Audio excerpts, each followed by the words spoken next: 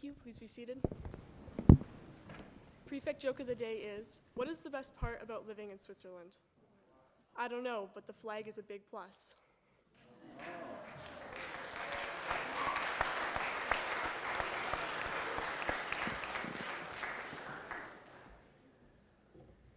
That's clever.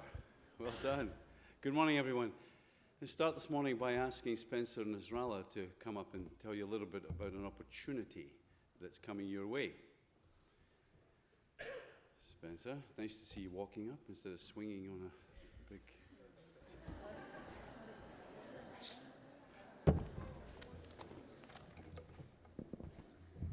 Good morning, everyone. For those of you who don't know me, my name is Spencer Nasrallah, and I've been a student at Shawnigan for the past 2 years. Today, I'd like to talk to you about one of the most thrilling times of my life that took place last year. And no, Mr. Robertson, it does not involve a swing, tiny white shirt, and Miley Cyrus. Last October, I had the privilege of taking part in the Azabu Cultural Exchange, which took place in Tokyo, Japan.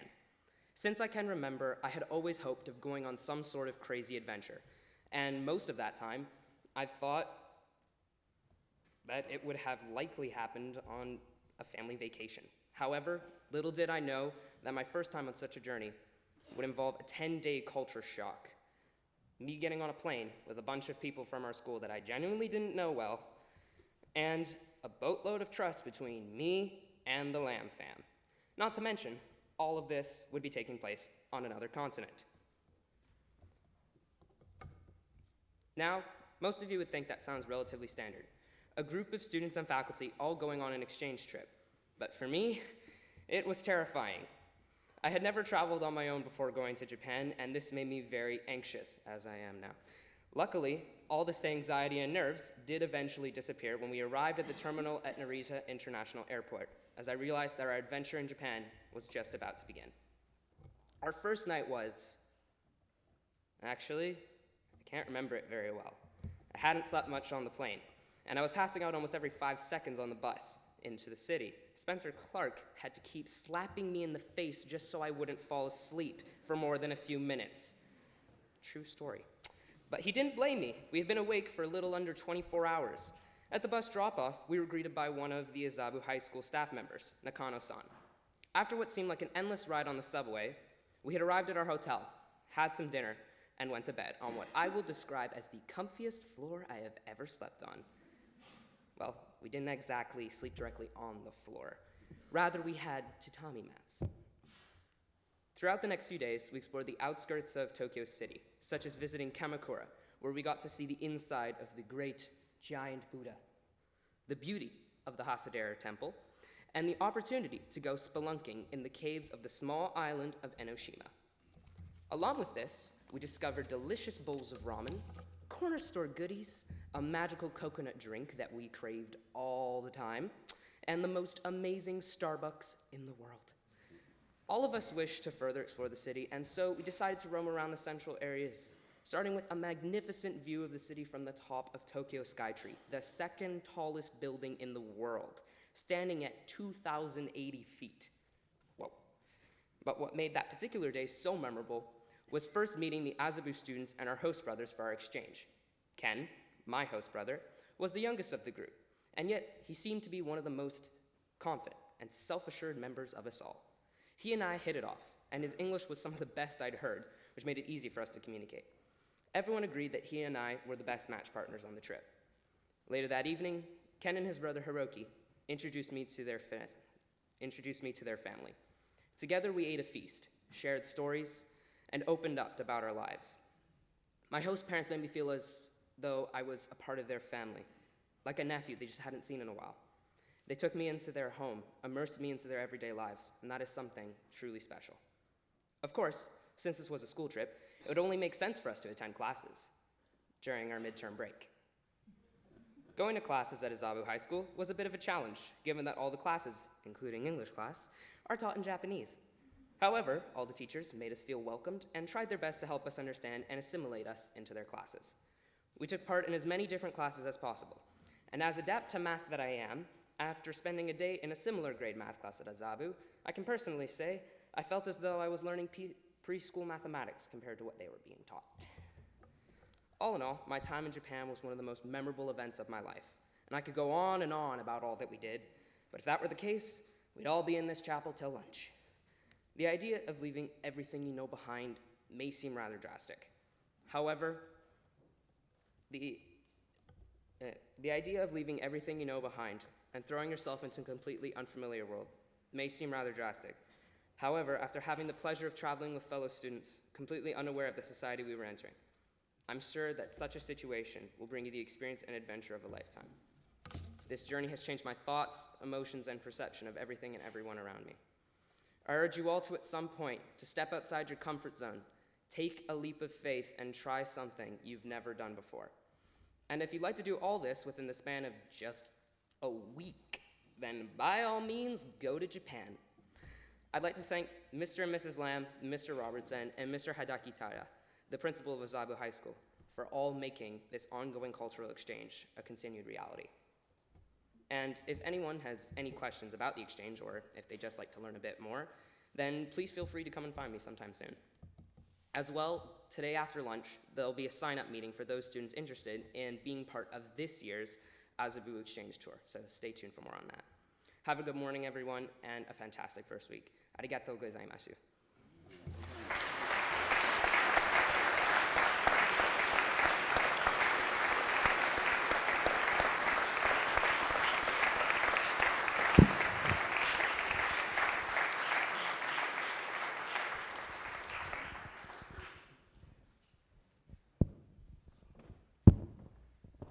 Thank you, Spencer.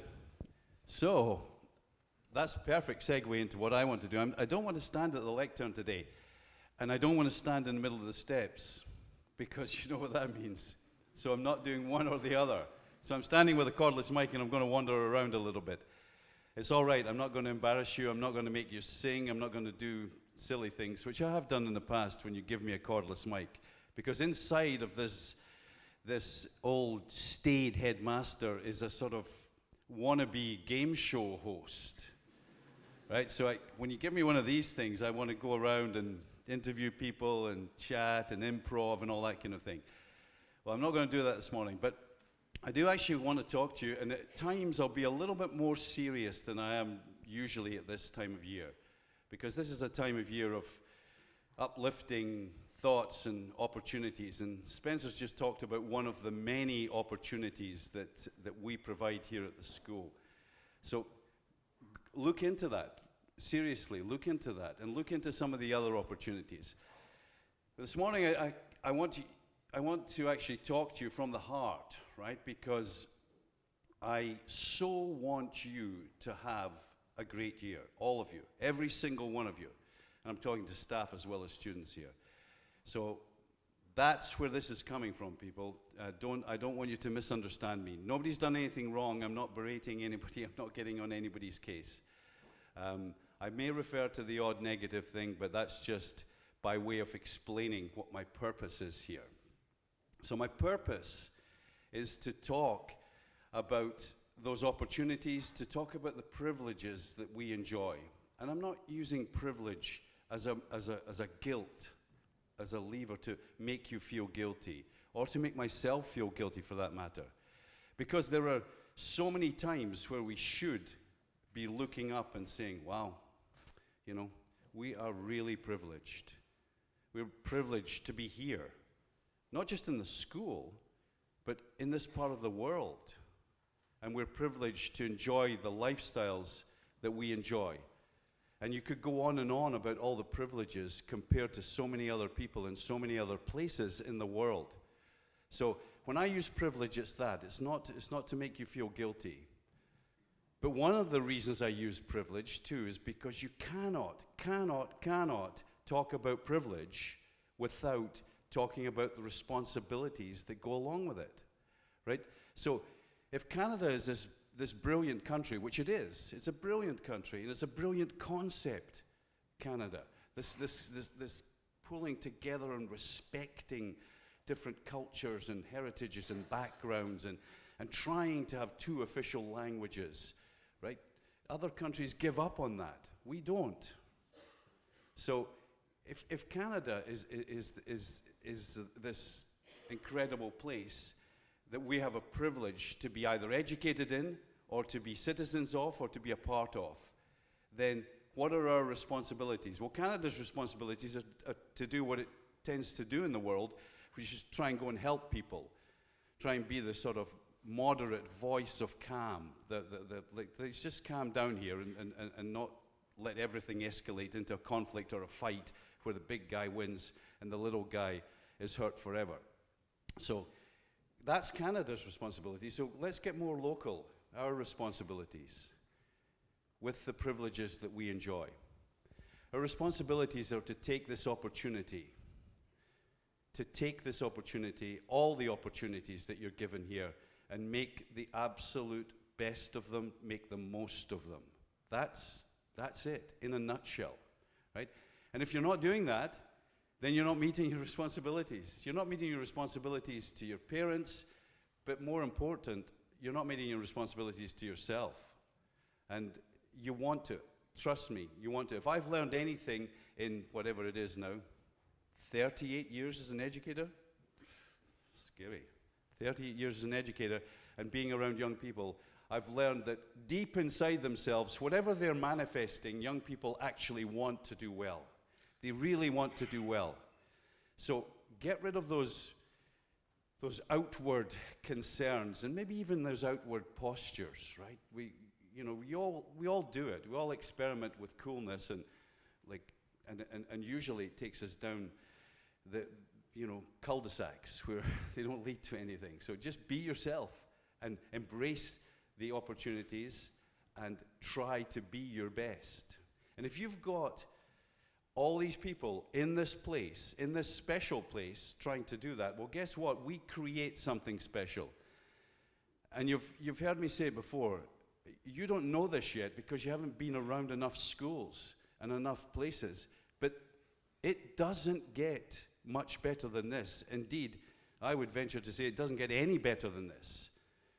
So and again, that's not to make you feel uncomfortable. That's just to help you to realize that what you've got here and what you're going to do with it.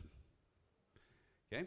And I want to say, I want to get this out early in the year, because I don't want to happen what happened last year a couple of times and flared up in May, right? We had things that happened where people lost sight of why they were here. And some of their friends actually lost sight of what it means to be a friend. A friend is not just a passive role. It's not just a role where you're there to catch people when they fall or to comfort them when they're down and so on. Those are part of it. Those are part of the responsibilities. But that's not where it ends. If you're going to be a friend, be a friend. Make sure that you're there at the prevention stage, not at the cure stage, not at the mopping up stage. So help people to make good decisions. Don't let them make those poor decisions and stand by and watch them make those poor decisions. And then worse than that, stand by and deal with the second guessing, the questioning, the guilt that you feel when they suffer the consequences of those poor decisions. Because most of you know there are consequences to poor decisions in life. Sometimes you're lucky and you get away with relatively minor consequences. Sometimes you're not so lucky and the consequences are big and they hit you really hard and they last for a number of years. And we had some of those last year. There's lots of pain, there are lots of tears, there are hopes dashed, dreams parked, and recalculating what the course is now to get somewhere profitable. So, what I'm urging you as a school is let's not have that this year. Let's not have those poor decisions that are not really a part of who we are. We're this special place, and I say that in the right sense. We're this special place where we've got all these talented people of character who are all pulling together, students and staff, to try and achieve something unique, something that would be the envy of every other school or place in the world. And if that sounds grand, it's supposed to be grand, because you have to dream big, as you've heard many times. Why shouldn't we have those aspirations? I can't understand settling for anything less than that. But it takes everybody to be on board. So the way you treat each other is crucial. So when I hear, as I heard last year, of some incidences of bullying, like, we're past that. Cover your mouth, please. Cover your mouth. Thank you. When I hear of that, of bullying, we're past that. That's done. That is not acceptable anymore, in any way, shape, or form. Damage to property, damage to the school, physical part of the school.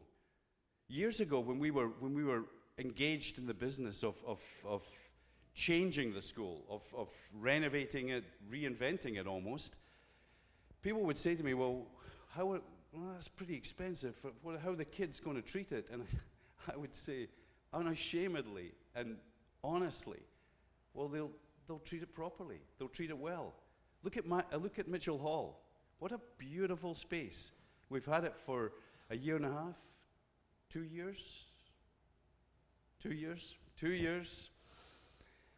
And look how beautiful it is. Look at our library.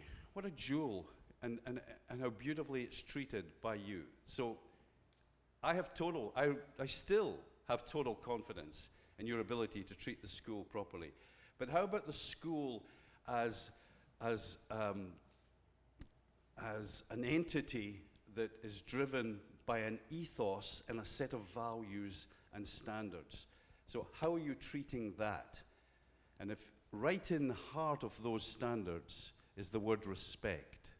Respect for each other, respect for this building, respect for what we do, and respect for our traditions, respect for our reputation. Let's be honest. We don't want people out there saying, oh, Shawnigan is this or something negative. That's not acceptable to us. So I'm asking you now to sort of mentally recommit to the Shawnigan that you want and that we all want. We're not going back to a period that we endured, because that's the only word I can sum it up. We endured that period last year. It was really uncomfortable, very uncomfortable.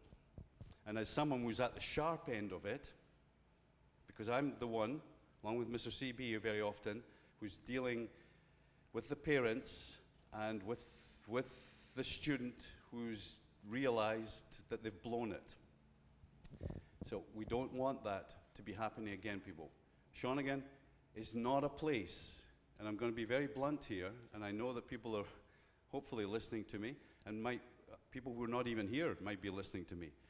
Shawnigan is not a place that accepts or tolerates recreational drug use, street drug use, alcohol use, and ways of behaving. So you could say to me, well, why is he telling us this? Well, he's telling us this because he wants to focus on that word prevention.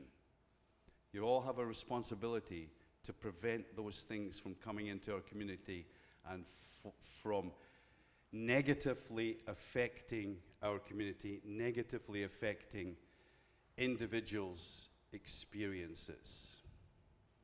That's my aim this morning, people, is to focus you away from poor decisions. Make sure that you're not resorting to the excuse, I wasn't thinking. Well, you know what?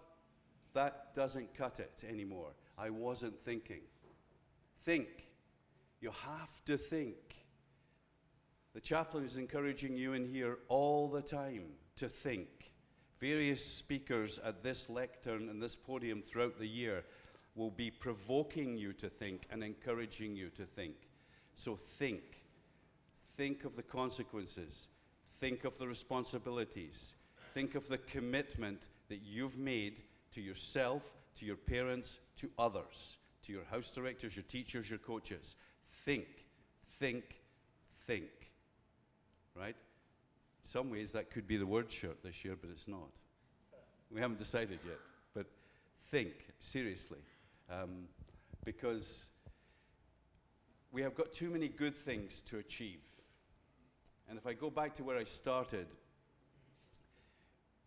in my time here, I've seen a tremendous growth and development in the school. And I'm not talking about the physical side of the school. I'm talking about the very fabric of the school, the social fabric of the school, the culture of the school. It's superb, people. It is really superb. And I know from talking to the staff individually at different times in the last week or so that everybody's feeling that positive energy. Everybody's feeling that, wow, we've got the ability here.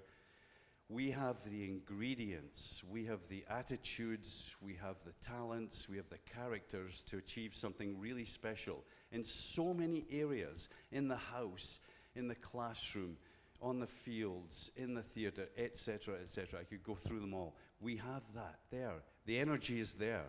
So let's keep it, let's build on it, let's maintain it, let's develop it, let's take it as far as we can take it. I don't issue many guarantees because, as you know, in life you never know what's going to happen. There are not many guarantees. But one I can guarantee you. If you listen to what I've said this morning, and if you run with it, and you take it and you embrace it, I guarantee you that you'll be looking back on the best school year that you've ever had, and maybe even the best school year that we've ever had. Be inclusive, work hard at trying to help each other, right? We're all a bundle of different features. I heard something last night in the Ritz, that just a tiny little thing. It was just one little line, and it made my night. There were two boys sitting in a booth, and there were two new boys sitting, just about to sit at one of the circular tables. And one of the returning students in the booth said, "Come and join us. Come and join us." Just a simple phrase. Come and join us. So that I'd like to see more of that. I know lots of you do that, okay? So I'm on a track for the best school year ever. The staff around the chapel are on that track. The school prefects are on that track. So many of the returning students are on that track. So many of the enthusiastic, young, new students are on that track. So my final word to you, please listen to what I'm saying and come and join us. Thank you.